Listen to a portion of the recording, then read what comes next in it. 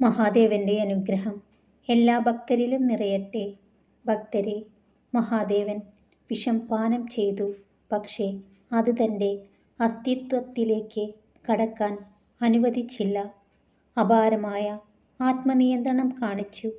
അതുപോലെ നിങ്ങളുടെ ജീവിതത്തിലെ ജോലി സ്ഥലങ്ങളിലെ നിഷേധാത്മകമായാലും വ്യക്തിപരവുമായ വെല്ലുവിളികളായാലും വിഷ ഊർജം നിങ്ങളെ വിഴുങ്ങാൻ അനുവദിക്കരുത്.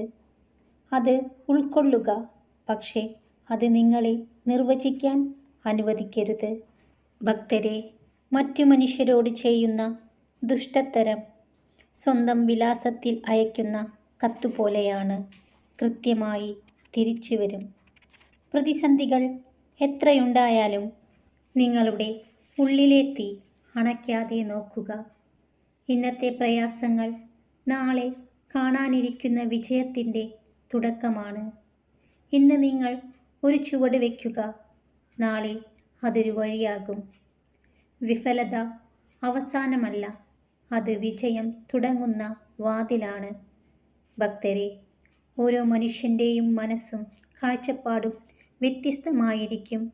അവർ നിങ്ങളെപ്പോലെയാകണമെന്ന നിങ്ങളുടെ ചിന്താഗതിയാണ് ആദ്യം നിങ്ങൾ മാറ്റിയെടുക്കേണ്ടത്. ഭക്തരെ, ചിലർക്ക് വാക്കുകൾക്ക് ഭംഗി കൂടും, പക്ഷേ പ്രവൃത്തികൾക്ക് പാപത്തിൻ്റെ നിറമാകും. മറ്റു ചിലർക്ക് വാക്കുകൾ കടുക്കും, എന്നാൽ പ്രവൃത്തികളിൽ സ്നേഹവും സത്യസന്ധതയും നിറയും. ആരെ വിശ്വസിക്കണം എന്ന് കാലം തെളിയിക്കും.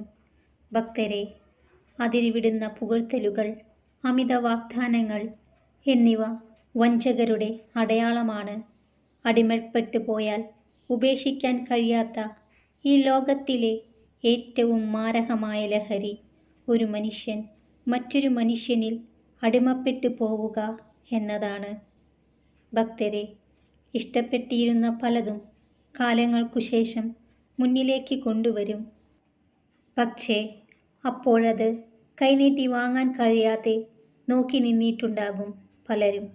ജീവിതത്തിൽ അപ്പോഴും ഉള്ളിൽ ഒരു കനലെരിയുന്നുണ്ടാകും, നിസ്സഹായതയുടെ കനൽ.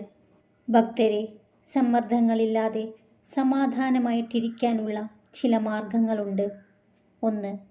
ഒന്നിനെക്കുറിച്ചും അമിതമായി ചിന്തിക്കാതിരിക്കുക.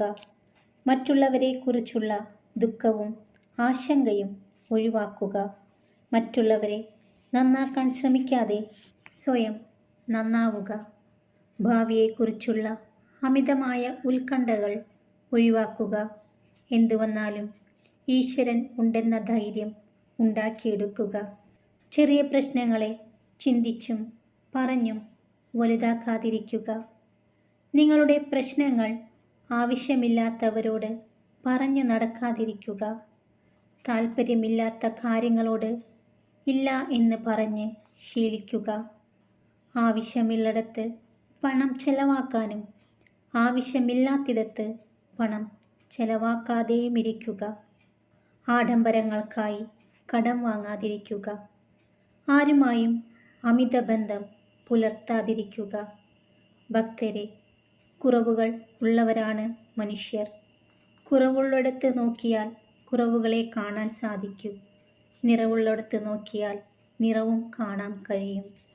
ഭക്തരെ, ആർക്കു വേണ്ടിയും സ്വന്തം സന്തോഷങ്ങൾ മാറ്റാൻ ശ്രമിക്കരുത്.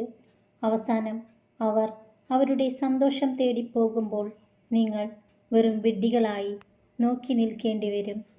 ഭക്തരെ, ജീവനോടെ ഇരിക്കുമ്പോൾ തന്നെ മരിച്ചു എന്ന് തോന്നുന്ന ചില നിമിഷങ്ങളുണ്ട്. അതിലൊന്ന് നിങ്ങൾ ഒരുപാട് സ്നേഹിച്ചവരുടെ ജീവിതത്തിൽ നിങ്ങൾ ഒന്നുമല്ലാതായിരുന്നു എന്നുള്ള തിരിച്ചറിവാണ്.